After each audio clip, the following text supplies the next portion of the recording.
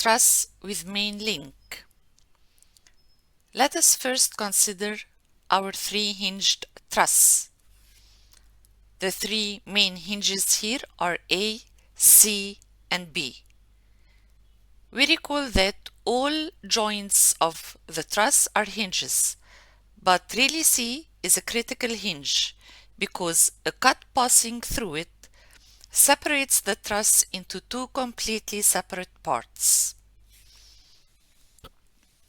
Here we have two supports, one at A and the other at B, and both are hinges. Let us test the stability of our truss. We have to count our members, our joints, and our reactions. Let's first start with the members. We have member 1 here, FG, 2, 3, 4, 5, 6, and 7. 7 members at the left of C, and they are repeated identically right of C, so we have 14 members.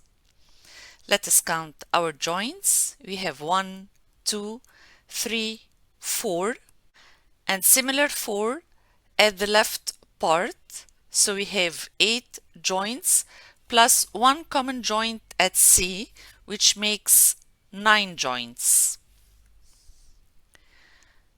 We have 2 reactions at A because it is a hinge and 2 at B, so our reactions are 4.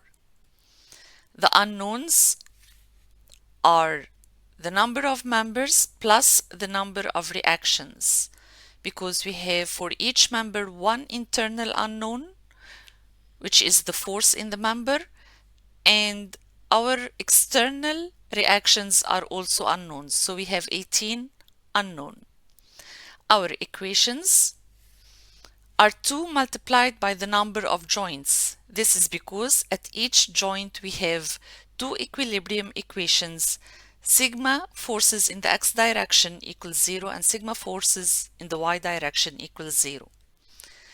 Since the equations equals the unknowns, therefore our structure is stable. But let's consider A is a roller. This means that we reduced our unknowns by 1. We have 3 reactions and we still have 14 members, and the number of unknowns now is 17, while the number of equations remain 18.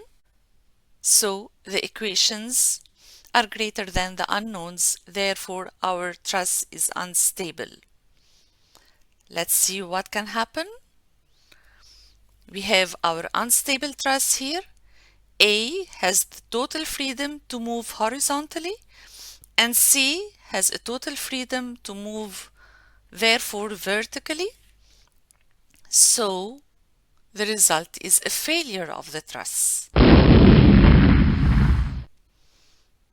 Collapse of the truss.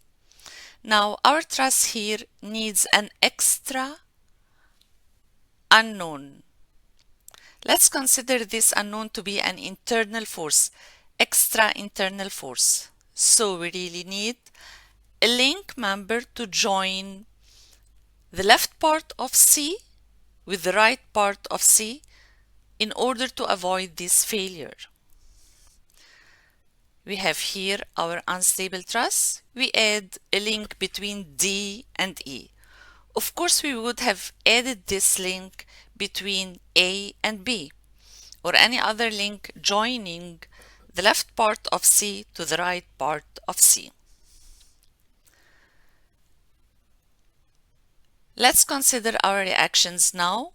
We have 1 reaction at A and 2 at B. Taking sigma moments about A equals 0, of course we have the blue forces are the external forces, the green forces are our reactions, and dimensions are shown on the truss. We will consider our equation sigma moment at A equals 0, so the forces cancelled here are YA, XB of course because it's extension or really it passes through A or has no arm about A. The 10 tons at F also has no arm about A. Those are the forces that don't appear in our equation. We are left with 10 tons at C with an arm 8 meters, 10 tons at I with an arm 16 meters, and our horizontal 4 tons at I, rotating in an opposite sense to the previous forces, and therefore minus 4 by 8, minus YB by the arm 16 meters until we reach A. This gives YB equals 13 tons, and we plot it on our diagram. Considering equilibrium in the y direction or in the vertical direction, of course we have 10 blue vertical tons taken just in one shot in our equation, 10 multiplied by 3.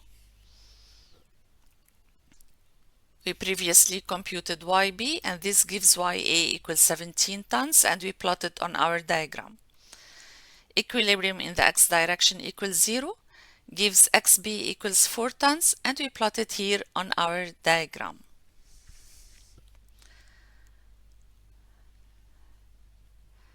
This was the idea of the truss with main link. DE is considered a main link.